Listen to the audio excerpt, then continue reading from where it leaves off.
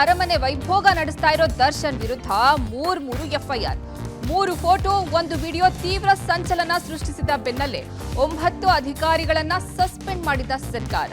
Tea ಮಗು, cigarette, ಕುರ್ಚಿ ಬಳಸಿದ್ದಕ್ಕೆ ದರ್ಶನ್ಗೆ ಎದುರಾಯಿತು ಸಂಕಷ್ಟ. ಕೊಲೆಯ ಕಿಂಚಿತ್ತೂ ಪಶ್ಚಾತ್ತಾಪವಿಲ್ಲದ ದರ್ಶನ್ ಬಾಡಿ ಲ್ಯಾಂಗ್ವೇಜ್ ನೋಡಿ ರೇಣುಕಾಸ್ವಾಮಿ ಕುಟುಂಬ ಆಕ್ರೋಶ.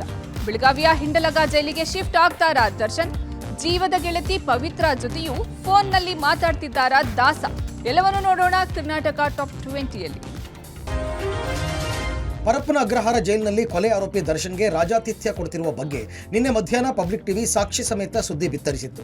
ಈ ಬೆನ್ನಲ್ಲೇ ಪ್ರಾಥಮಿಕ ವರದಿ ಆಧರಿಸಿ ಜೈಲಿನ 7 ಅಧಿಕಾರಿಗಳನ್ನು ಸಸ್ಪೆಂಡ್ ಮಾಡಿ ಗೃಹ ಸಚಿವ ಪರಮೇಶ್ವರ್ ಆದೇಶಿಸಿದ್ದಾರೆ. ನಿನ್ನೆ ಸಂಜೆ ದರ್ಶನ್ ಫೋಟೋ ಬಗ್ಗೆ ನನ್ನ ಗಮನಕ್ಕೆ ಬಂತು. ಕೂಡಲೇ ಜೈಲು ಮುಖ್ಯಸ್ಥರಿಗೆ ತನಿಖೆಗೆ ಸೂಚಿಸಿದ್ದೆ.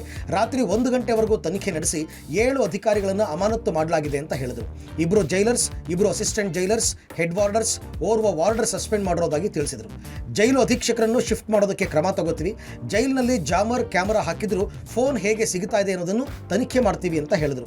ಕರ್ತವ್ಯ ಲೋಪ ಕಂಡು ಬಂದರೆ ಹಿರಿಯ ಅಧಿಕಾರಿಗಳ ವಿರುದ್ಧವೂ ಕ್ರಮ ಅಂತ ತಿಳಿಸಿದರು. ಈಗ ಸುಮಾರು 7 ಜನ ಅಧಿಕಾರಿಗಳನ್ನು ಈಗ ಸಸ್ಪೆಂಡ್ ಮಾಡಿದ್ದಾರೆ. ಯಾವ ರೀತಿ ಇದು ಈ ಇನ್ಸಿಡೆಂಟ್ ನಡೆದಿದೆ ಅನ್ನೋದ್ರ ಬಗ್ಗೆ ಈಗ ವರದಿಯನ್ನು ಕೇಳಿದ್ದೇನೆ. ಡಿ ಜಿ ಅವರು ಕೂಡ ಈಗಾಗಲೇ ಡಿ ಜಿ ಪ್ರಿಸನ್ಸ್ ಅವರು ಕೂಡ ಈಗ ಇನ್ಸ್ಪೆಕ್ಷನ್ ಹಾಕ್ಕೊಂಡಿದ್ದಾರೆ. ಅವರು ಕೂಡ ಬೆಳಿಗ್ಗೆ ಹೋಗಿದ್ದಾರೆ. ಇಂಥ ಘಟನೆ ನಡೀಬಾರ್ದು, ಯಾವ ಕಾರಣಕ್ಕೂ ಕೂಡ ನಡೀಬಾರ್ದು.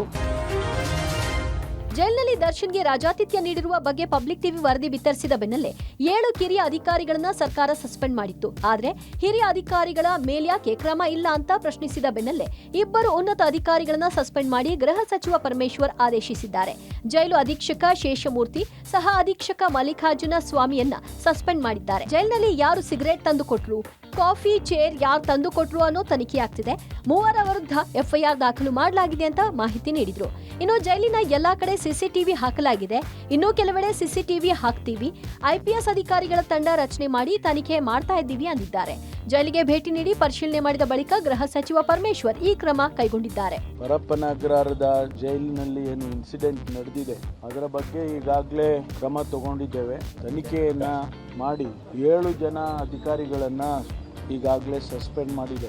ಅದಾದ ಮೇಲೆ ನಾನು ವಿಸಿಟ್ ಮಾಡಿ ಮತ್ತಷ್ಟು ಮಾಹಿತಿಗಳನ್ನು ತೆಗೆದುಕೊಂಡ ನಂತರ ಇಲ್ಲಿನ ಚೀಫ್ ಸೂಪರಿಂಟೆಂಡೆಂಟ್, ಅವರ ಹೆಸರು ಶೇಷಮೂರ್ತಿ, ಮತ್ತು ಸೂಪರಿಂಟೆಂಡೆಂಟ್ ಮಲ್ಲಿಕಾರ್ಜುನ ಸ್ವಾಮಿ, ಇವರು ಹಿರಿಯ ಅಧಿಕಾರಿಗಳು.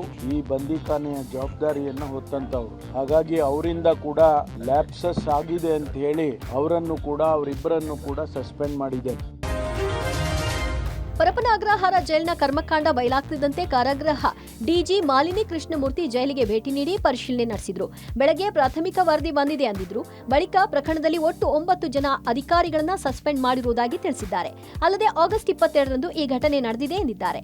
ಆಗಸ್ಟ್ 22ರಂದು ನಟಿ ರಚಿತಾ ರಾಮ್ ದರ್ಶನ್ ಭೇಟಿಗೆ ಬಂದಿದ್ರು. ಇನ್ನು ರೌಡಿ ಶೀಟರ್ಗಳ ಜೊತೆ ದರ್ಶನ್ ಫೋಟೋ ವೈರಲ್ ಆದ ಹಿನ್ನೆಲೆಯಲ್ಲಿ ನಟ ದರ್ಶನ್ ವಿರುದ್ಧವೇ 3 ಎಫ್ಐಆರ್ ದಾಖಲಾಗಿರುವುದಾಗಿ ಕಾರಾಗೃಹ ಡಿಜಿ ಮಾಲಿನಿ ಕೃಷ್ಣಮೂರ್ತಿ ತಿಳಿಸಿದ್ದಾರೆ. ಜೈಲಿನ ನಿಯಮಗಳ ಉಲ್ಲಂಘನೆ ಮಾಡಿದ ಹಿನ್ನೆಲೆಯಲ್ಲಿ ಪ್ರಕರಣ ದಾಖಲಿಸಿಕೊಳ್ಳಲಾಗಿದೆ. ಮೊಬೈಲ್ ಬಳಕೆ, ಕಾಫಿ, ಸಿಗರೇಟ್, ಚೇರ್ ಬಳಸಿದ್ದಕ್ಕೆ ಎಫ್ಐಆರ್ ದಾಖಲು ಮಾಡಲಾಗಿದೆ ಅಂತ ತಿಳಿಸಿದ್ದಾರೆ. ರೀತಿ ಇರುವಾಗೆಲ್ಲ ನಾವು ಆಕ್ಷನ್ ಡೆಫಿನೆಟ್ಲಿ ತಗೊಳ್ತೀವಿ. ಅದರಲ್ಲಿ 2 ಮಾತುಗಳಿಲ್ಲ. ಇದರಲ್ಲಿ ನಾವು we are committed to enforce the rules of the prison. 3 FIR ಈಗ ಕಂಪ್ಲೇಂಟ್ ತಗೊಂಡು ಹೋಗ್ತಾ ಇದ್ದಾರೆ. ನಮ್ಮ DIG 1 ಎಫ್ಐಆರ್ ನಲ್ಲಿ ಅದು ಮೊಬೈಲ್ ಫೋನ್ ಬಳಕೆ ಬಗ್ಗೆ 1 ಎಫ್ಐಆರ್ ಆಗ್ತಾ ಇದೆ. ಮತ್ತೆ ಸಿಗರೆಟ್ ಅಂಡ್ ಅದರ್ ಐಟಮ್ಸ್ ಯಾವ್ದು ಒಳಗೆ ಓಪನ್ ಮಾಡಿ ಸಾಗಿಸಿದ್ದಕ್ಕೆ 3ನೇ ಎಫ್ಐಆರ್ ದಾಖಲಾಗ್ತಾ ಇದೆ. ಪರಪ್ಪನ ಅಗ್ರಹಾರ ಜೈಲಿನಲ್ಲಿ ಕೊಲೆ ಆರೋಪಿ ದರ್ಶನ್ಗೆ ರಾಯಲ್ ಟ್ರೀಟ್ಮೆಂಟ್ ಸಿಗ್ತಿದೆ ಅನ್ನೋದು ಪ್ರೂವ್ ಆಗಿದೆ.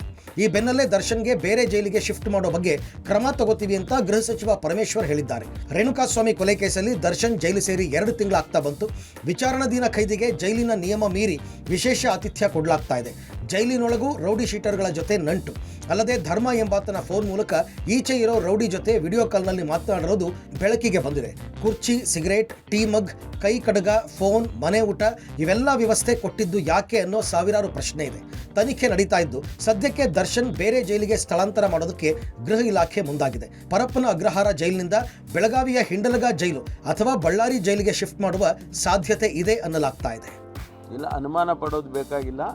ನಾವು ಕಾನೂನು ಪ್ರಕಾರ ಏನು ಮಾಡಬೇಕೋ ಅದನ್ನು ಖಂಡಿತವಾಗಿ ಮಾಡ್ತೀವಿ, ಯಾವ ಮುಲಾಜಿಲ್ಲದೆ ಮಾಡ್ತೀವಿ. ಯಾಕೆಂದರೆ ಇಲ್ಲಿ ಎಲ್ಲೋ ಒಂದು ಕಡೆ ನೀವು ಹೇಳ್ದಂಗೆ ಆತಿಥ್ಯ ಸಿಗ್ತದೆ ಅನ್ನುವಾಗ ಆತಿಥ್ಯ ಸಿಗದೇ ಇರೋ ಕಡೆ ನೋಡೋಣ. ಪರಪ್ಪನ ಅಗ್ರಹಾರ ಜೈಲಿನಲ್ಲಿ ನಟ ದರ್ಶನ್ ಹಾಗೂ ಹಲವು ಕೈದಿಗಳಿಗೆ ರಾಜಾತಿಥ್ಯ ಒದಗಿಸ್ತಾ ಇರುವ ಸಂಬಂಧ ಸಿಎಂ ಸಿದ್ದರಾಮಯ್ಯ ಪ್ರತಿಕ್ರಿಯಿಸಿದ್ದಾರೆ. ದರ್ಶನ್ ಮತ್ತು ಇತರೆ ಕೈದಿಗಳನ್ನ ಬೇರೆ ಬೇರೆ ಜೈಲ್ಗಳಿಗೆ ಶಿಫ್ಟ್ ಮಾಡುವಂತೆ ತಾಕೀತು ಮಾಡಿದ್ದಾರೆ. ಕಾರಾಗೃಹಕ್ಕೆ ಭೇಟಿ ನೀಡಿದ ಪ್ರಕರಣದ ಬಗ್ಗೆ ಸಂಪೂರ್ಣ ವರದಿ ನೀಡುವಂತೆ ರಾಜ್ಯ ಪೊಲೀಸ್ ಮಹಾನಿರ್ದೇಶಕರಿಗೆ ಸೂಚನೆ ನೀಡಿದ್ದಾರೆ. ಬೆಳಗಾವಿಯ ಸಾಂಬ್ರಾ ಏರ್ಪೋರ್ಟ್ನಲ್ಲಿ ಮಾತನಾಡಿದ ಸಿಎಂ, ಈಗಾಗಲೇ 9 ಅಧಿಕಾರಿಗಳನ್ನ ಅಮಾನತು ಮಾಡಲಾಗಿದೆ. ದುಡ್ಡಿದ್ರೆ ಎಲ್ಲಾ ಸೌಲಭ್ಯ ಸಿಗುತ್ತೆ ಅನ್ನೋ ಜೋಶಿ ಆರೋಪಕ್ಕೂ ತಿರುಗೇಟು ಕೊಟ್ಟಿದ್ದಾರೆ. ಪ್ರಹ್ಲಾದ್ ಜೋಶಿ ಯಾರ ಪರವಾಗಿ ಇದ್ದಾರೆ, ಅವರಿಗೆ ನೈತಿಕತೆ ಇದೆಯಾ ಅಂತ ಹರಿಹಾಯ್ದಿದ್ದಾರೆ. But there is a lapse on the part of the officers concerned. ನಾವು ಈಗಾಗಲೇ 7 ಜನನ ಸಸ್ಪೆಂಡ್ ಮಾಡಿದ್ದೀವಿ, ಇನ್ನು ಕೆಲವ್ರನ್ನ ಸಸ್ಪೆಂಡ್ ಮಾಡಬೇಕಾಗಿದೆ. ಇವತ್ತು ಹೋಮ್ ಮಿನಿಸ್ಟ್ರಿಗೆ ಹೇಳಿದ್ದೀನಿ, ಅಲ್ಲಿ ವಿಸಿಟ್ ಮಾಡಿ ಯಾರು ಇದಕ್ಕೆಲ್ಲ ಅವಕಾಶ ಮಾಡಿಕೊಟ್ಟಿರ್ತಕ್ಕಂಥವ್ರು ಯಾರು ನೋಡಿ ಅವ್ರ ಮೇಲೆ ಕ್ರಮ ತಗೋಬೇಕು ಅಂತ ಹೇಳಿದ್ದೀನಿ. ಅದನ್ನು ಕೂಡ ಯೋಚನೆ ಇದೆ, ಬೇರೆ ಕಡೆ ಶಿಫ್ಟ್ ಮಾಡಬೇಕಾ ಬೇಡ ಅಂತಕ್ಕಂಥದ್ದು ಅದು ಕೂಡ ಯೋಚನೆ ಇದೆ. ನಟ ದರ್ಶನ್ಗೆ ಪರಪ್ಪನ ಅಗ್ರಹಾರ ಜೈಲಿನಲ್ಲಿ ರಾಜಾತಿಥ್ಯ ನೀಡ್ತಿರೋದು ಬಯಲಿಗೆ ಬಂದ ಬೆನ್ನಲ್ಲೇ ದರ್ಶನ್ ಗೆಳತಿ ಪವಿತ್ರಾಗೂ ರಾಜಾತಿಥ್ಯ ಸಿಗ್ತಿದ್ಯಾ ಅನ್ನೋ ಅನುಮಾನ ಬರ್ತಿದೆ. ಮನೆಯವರು ಆಪ್ತರೊಂದಿಗೆ ಜೈಲಿನಿಂದಲೇ ಫೋನ್ ಕಾಲ್, ವಿಡಿಯೋ ಕಾಲ್ ಮಾಡ್ತಿದ್ದಾರೆ. ರೌಡಿ ಶೀಟರ್ ಜೊತೆ ವಿಡಿಯೋ ಕಾಲ್ ನಲ್ಲಿ ಮಾತನಾಡಿದ್ದಾರೆ ಅನ್ನೋದಾದ್ರೆ ಪವಿತ್ರ ಗೌಡ ಜೊತೆ ಯಾಕೆ ಮಾತನಾಡಲಿಲ್ಲ ಅಂತ ಪರಿಶೀಲನೆ ಮಾಡಲಾಗ್ತಿದೆ. ವಿಡಿಯೋ ಫೋಟೋಗಳು ವೈರಲ್ ಆದ ಹಿನ್ನೆಲೆಯಲ್ಲಿ ಅಧಿಕಾರಿಗಳು ಪವಿತ್ರ ಗೌಡ, ದರ್ಶನ್ ಸೇರಿದಂತೆ ಎಲ್ಲಾ ಆರೋಪಿಗಳ ಸೆಲ್ ಪರಿಶೀಲನೆ ಮಾಡಿದ್ದಾರೆ. ಕುಟುಂಬಸ್ಥರ ಜೊತೆ ಫೋನ್ನಲ್ಲಿ ಮಾತನಾಡೋಕ್ಕೂ ಜೈಲಾಧಿಕಾರಿಗಳು ಅವಕಾಶ ಕೊಟ್ಟಿರಬಹುದು ಅಂತ ಹೇಳಲಾಗ್ತಿದೆ. ಇನ್ನು ಪ್ರತಿ ಸೋಮವಾರ ಜೈಲಿಗೆ ಭೇಟಿ ನೀಡುತ್ತಿದ್ದ ದರ್ಶನ್ ಪತ್ನಿ ವಿಜಯಲಕ್ಷ್ಮಿ ಇವತ್ತು ಪರಪ್ಪನ ಅಗ್ರಹಾರ ಜೈಲಿನತ್ತ ಮುಖ ಮಾಡಿಲ್ಲ.